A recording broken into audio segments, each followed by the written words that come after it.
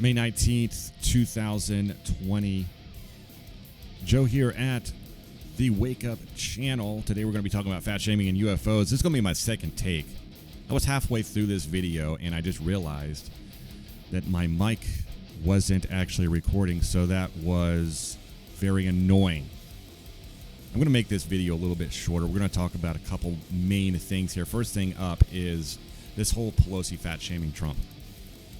And this all kind of dovetails into the announcement that Trump made about hydroxychloroquine and how he was taking it. I don't know if on a daily basis, semi-weekly or monthly or whatever, whenever he has symptoms or whatever. Who cares?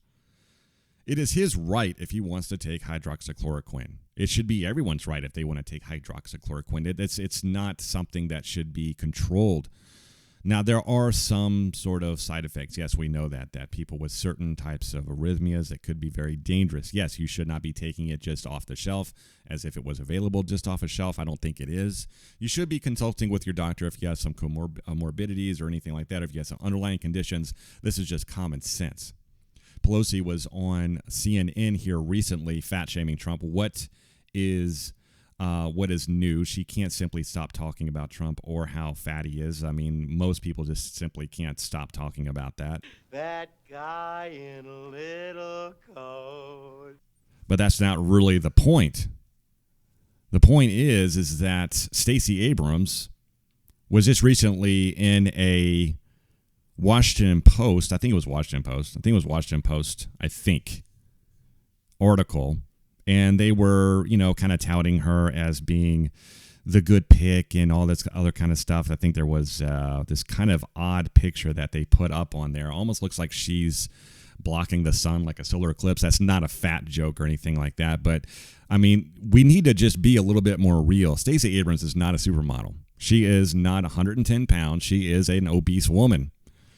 Now, is Trump morbidly obese? I would consider that he would not be morbidly obese. He probably needs to lay off the Big Macs and stuff like that, but he would be considered probably obese.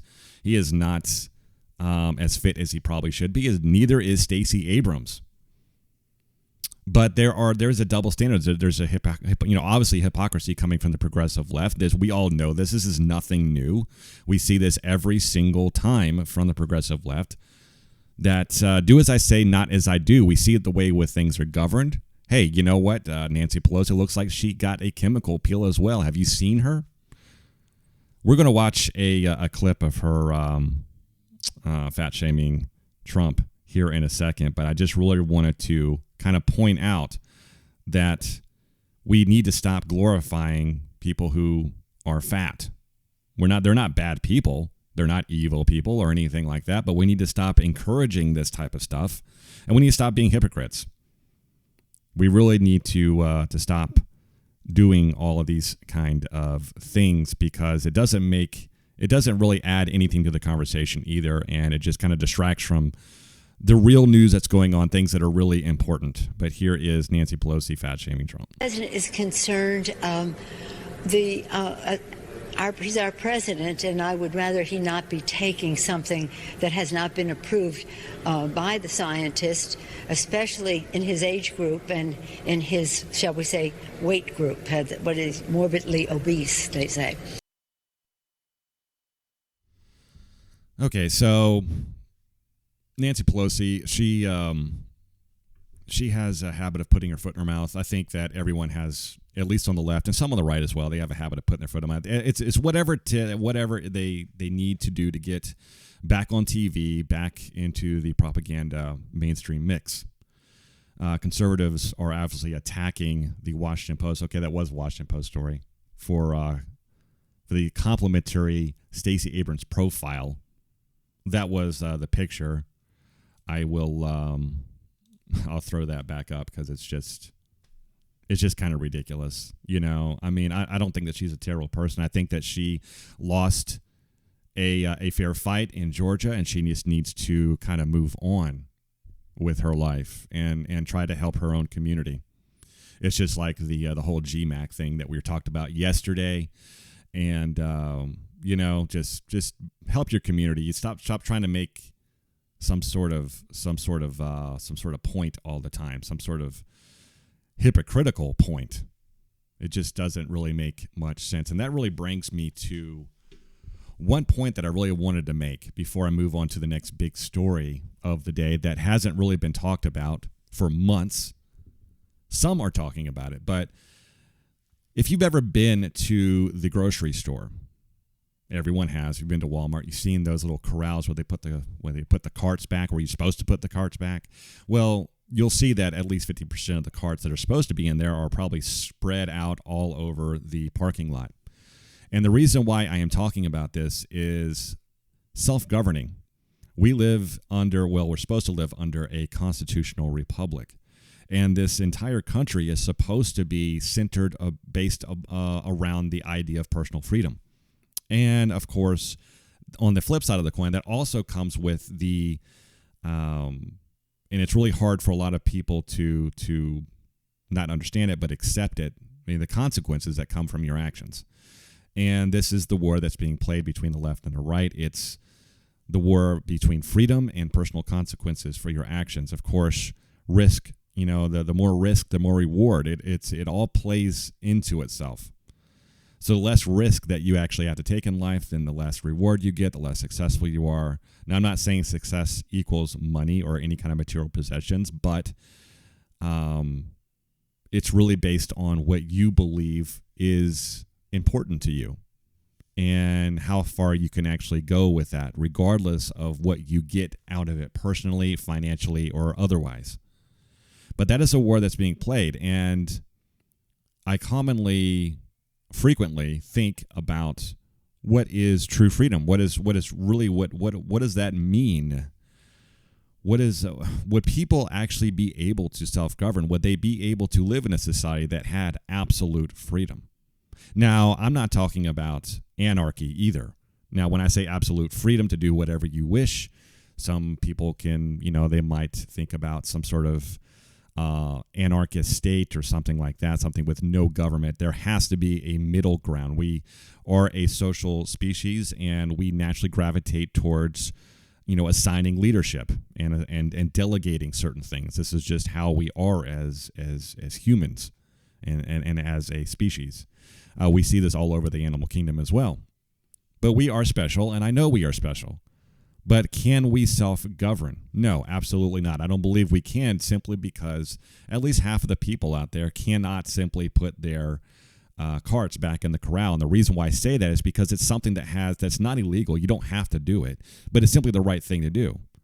50% of the people out there probably simply won't do the right thing when it comes down to it. They have to be incentivized. They have to have some sort of gain, monetarily or otherwise, in order to do something that they know is morally, and it doesn't even have to be morally correct, but just the right thing to do, objectively the right thing to do. Man, there's a lot of stores out there that are starting to incentivize people by, forcing them, I guess, to pay for their card and getting, they can get their money back after the return. And of course, 100% of the people will put that back in there. They're not going to pay 50 cents just to rent a cart. Most people won't, unless they're in a rush and they simply can't do it. I would say it's probably 99% to 100% of the people will return it if there is incentive. Why do you think there are so many governmental agencies and private agencies alike who are so focused on tracking you? Google's the biggest. Everything, it seems like every single type of thing that Google has they've come out with over the past decade or more is all about tracking you, tracking what you're doing, where you are, what you've done, what you're looking at, what videos you're looking at, what's your opinion, what you're saying, everything, anything imaginable. The mainstream, not the media, but the media obviously has, some sort of play in that. But Google itself and the online presence, the internet that we all take part in every single day has a part in that. So can we self-govern? I don't think so, at least not right now. At least not right now. We're going to be getting into the second big story of the day that hasn't been talked about at all. And this has to do with, let me actually get that on this screen here. This was from Forbes. This was back in I believe October of last year. Yes, October 2019. This was from Forbes. A breakthrough in American energy dominance. U.S. Navy patents compact fusion reactor. We have always been talking about fusion technology. I should have actually put something from Spider-Man 2 on there because that was all about fusion reactors, about creating limitless energy. This is something that would be a total game changer, something that everyone could be on board with because, well, I guess everyone besides the coal miners and stuff like that. I'm sure we would still be using some of that, but we would not have to rely on it completely anymore. Not in the least. So I think we're going down a huge road right now, a good road, when it comes to independent energy independence. But this is just the tip of the iceberg because this came back in October 2019. No one was really talking about this. This is very interesting. And this could be a total game changer as far as the energy is concerned. President Donald Trump, energy dominance narrative fueled by the prolific production of oil and gas from the American Shale Gale, recently got a boost from the United States Navy. The U.S. Naval Air Warfare Center Aircraft Division filed a patent for a compact fusion reactor. Now, this thing's very small. It's only a few meters wide. This thing is already compact, which means they have been working on this for a long time, and they have. We'll get into that. One that claims to improve upon the shortcomings of the Lockheed Martin Skunkworks CFR and uses, which is another compact fusion reactor that uses similar plasma confinement technology. We have been working with plasma for a long, long time, decades, and no one's talking about this. There's all kinds of people that were, trying to bury Trump because he is just pro-oil and pro-polluting the environment and all this stuff. It's just propaganda. No one's talking about this. Forbes is. A lot of other, The Verge is talking about it, right? This was from February 10th. This was this year. Trump's budget continues to boost nuclear energy. There's a lot of different articles that have been coming out. In fact, there was one that I don't even have up right now. This was from, there was an article from September where Trump signed a deal. So this was from September 2019. He signed a bill that would provide more funding and open up more future funding for this type of project, these types of nuclear fission energy-centered projects. So the Navy can use this to actually power pretty much all of their warcrafts, all of their sea crafts, whatever you want to call them. Depends on if we're at war. I guess we're always at war, so you call them warcrafts now. So what does this mean? Now, I thought this was a really, really interesting thing. No one was talking about it. I wanted to talk about it. But when I kept reading the second article, the man behind the state-of-the-art design of U.S. Navy researcher Salvatore Cesar Pais. Now, that name does sound familiar. I have heard this before. Now, this guy has been a recluse, even though he's been working for the government for a very, very long time, all the way back to, over the last probably 30, 40 years, I think. I mean, he's not too old. But he's been working for the U.S. government for a while, who received major publicity for patenting room temperature superconductors and a suspiciously UFO-like aircraft that uses anti-gravity technology. So when I looked into this further, this guy who had put these patents in, now there's a lot of different patents that this guy put in.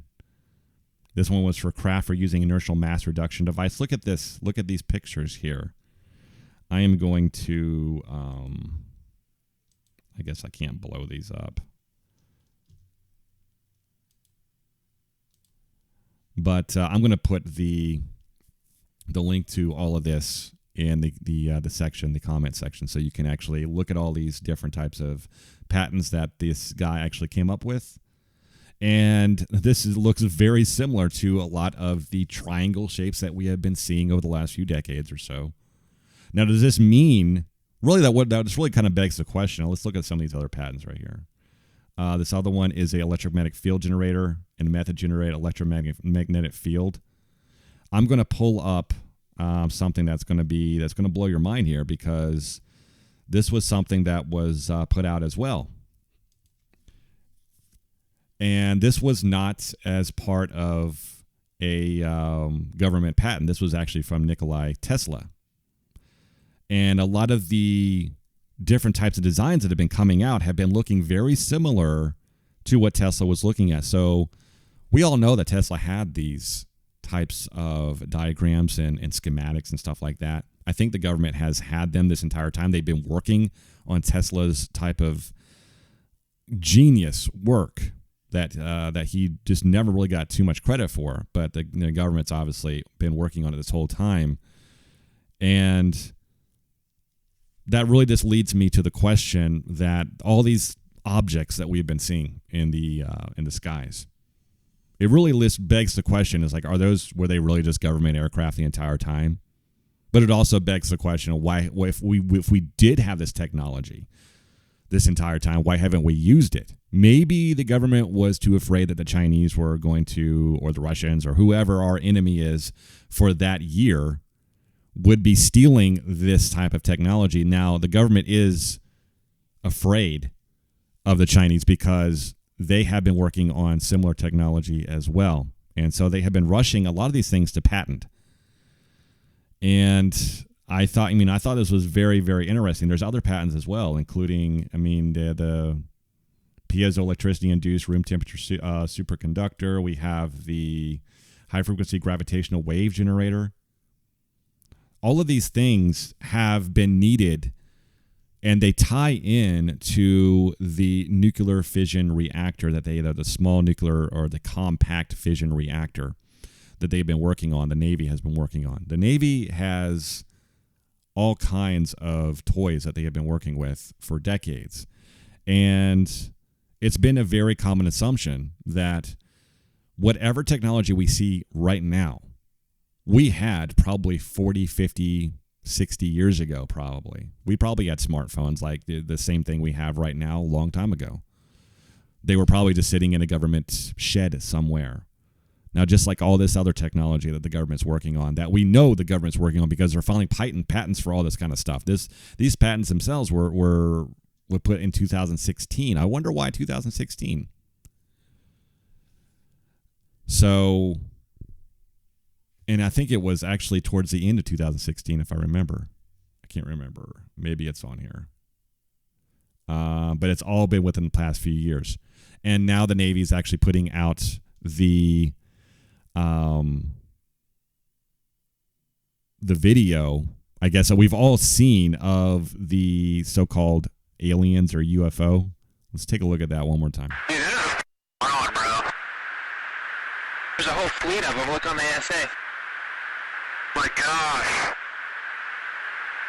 They're all going against the wind. The wind's 120 knots from the west.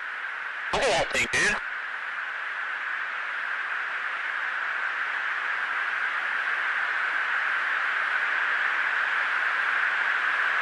That's not our LNS though, is it? It's not. That is the LNS, dude.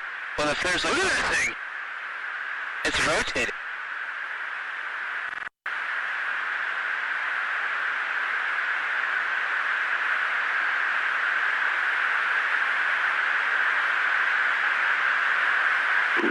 Nickel 6-1 Tango, Roger, Roger. Oh, got it! So we've all seen those videos. Probably the most famous one.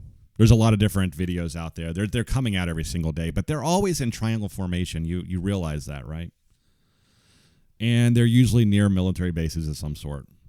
And I guess it really doesn't matter. If you have this plasma type of energy field and this fission reactor that's being played inside these devices, you have limitless energy. You don't need to fuel up. You can just keep going and going and going forever. Because there is a net gain of the energy. It just keeps growing and growing. Remember Spider-Man 2? I was going to actually put some clips of Spider-Man 2. One of my favorite movies because of, the science that's behind it and all that kind of stuff. And that's kind of where we are right now with these nuclear fission reactors and stuff like that. We're simply not talking about it. We can't simply talk about things that are actually important, things that are going on. It's always the coronavirus or COVID-19 or how fat Trump is and how fat Stacey Abrams is and all that kind of stuff. Who cares? Who really cares about? Who cares all about all the politics? I did say that politics and science goes hand in hand, unfortunately, because the science of the day always mimics the politics of the day. And the politics is all about seclusion. It's all about secrecy. It's all about keeping everything from the public at large. The government thinks that we can't really understand this kind of stuff. We wouldn't be able to understand. I don't know why. But they would rather us believe it's aliens, I guess. I mean, that's simpler. That's something like that. Now, it could be. There could be an alternative explanation. Maybe these things that these Navy pilots encountered and other people and other types of military branches encountered, including airline pilots and the like, maybe they are trying to mimic that technology. Maybe we actually had some of this stuff already, maybe from Roswell, maybe from other types of UFO crash sites that weren't publicized, never in the media. Maybe we're trying to reverse engineer this kind of stuff. There's a lot of different explanations. But that also, like I said, that opens up the door for other possibilities. What was actually kind of interesting here was that this Salvador Piaz actually was talking about this kind of stuff. He says Dr. Piaz recently published a new academic paper in the IEEE Transactions on Plasma Science Journal, detailing his work on his plasma compression fusion device. That device, the patent for which the war zone has previously reported on, is a compact fusion reactor claimed to be capable of creating a net energy gain. We already talked about that. Gets interesting. Like all of Dr. Piaz's other patents and publications, the paper claims that this revolutionary new fusion reactor employs controlled motion of electrically charged matter through accelerated vibration or accelerated spin, subjected to smooth yet rapid acceleration, deceleration, acceleration transients, and generate extremely high energy, high density electromagnetic EM fields. Wait a second. I realize I don't even have that up. It goes further to say in the author section of the paper, it is stated that Dr. Piaz has advanced knowledge of theory analysis and modern experimental and computational methods in aerodynamics, along with an understanding of air vehicle and missile design, especially in the dominance of hypersonic power plant and vehicle design, as well as an expertise in electropics and emerging quantum technologies. This guy knows what he's talking about. I'm sure that he probably had access to all of Tesla's diagrams as well. I think we should just, kind of understand that the public has an obsession with UFOs. The government knows this. We have an obsession with aliens. I'm not exactly sure whether they exist or not. They could. I think that when you look at the math and all that kind of stuff, just from a mathematical point of view, that there are probably other life, other type of species in this universe. I don't see why that would be a bad thing. But the public's obsession with UFOs, why not just go along with it? Why not just keep people, I guess, afraid of the aliens? Oh! But it's this, this types of ideas that are so old, like the Tesla anti-gravity device, that we keep coming back to over and over because it's reality right now. This is what we have been working on this entire time. This is another thing that I'm actually going to be putting up in the comment section. This is the plasma compression fusion device. This is from IEEE Explorer. This is the actual paper that was written about that. And it talks about all of these things that we're actually seeing from these aircraft, these UFOs that we're actually seeing, the quick acceleration, the unheard of acceleration, and the quick change of directions, deceleration, vertical leaps into the atmosphere. Remember the video from Jerusalem? I mean, it was it's something that we all know at this point. But we have to pause right now, and we kind of have to wonder, is the government really behind all of this, really? I mean, there's good evidence at this point that the government's behind it, but we're not talking about that right now. This is all news that has come out over the past 6 months, and no one's talking about it. I want to talk about it because I think it's important. I think it's a signal of where we are going in this world. I think some of it's good, some of it could be bad. I don't know yet. I think that we'll have to wait and see.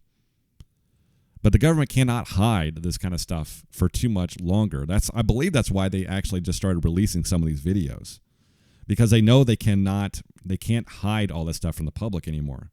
They know that it's going to eventually leak out in its entirety, and we're finally going to possibly be able to have a lot of questions answered when it comes to whether we are alone in the universe or whether it was the government that was actually doing this all along. I appreciate everybody for joining me today. Don't forget to like, subscribe, share. The website is thewakeupchannel.com. I will see you in the next video. Have a great day. Bye.